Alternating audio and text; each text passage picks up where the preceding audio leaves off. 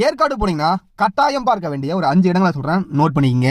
முதல்ல இந்த ஏற்காடு எங்க இருக்கு அப்படின்னு தெரிஞ்சுப்போம். இந்த ஏற்காடு சேலம் மாவட்டத்துல கிழக்கு மலைத்தொடர்ச்சியில சேர்வராயன் மலையில ஒரு பகுதியாக தான் இந்த ஏற்காடு இருக்கு. இந்த ஏற்காடை ஏழைகளின் ஊட்டி அப்படின்னு சொல்லி தான் அழைப்பாங்க. இங்க போனீங்கன்னா உங்களுக்கு அவ்வளவா செலவு இருக்காது. செலவே இல்லாம சுத்தி பார்க்கக்கூடிய ஒரு 5 முக்கியமான இடங்களை சொல்றேன். ஃபர்ஸ்ட் ஒன்னு ஏற்காடு ஏரி. இந்த ஏற்காடு ஏரியில படகு சவாரிலாம் இருக்கு.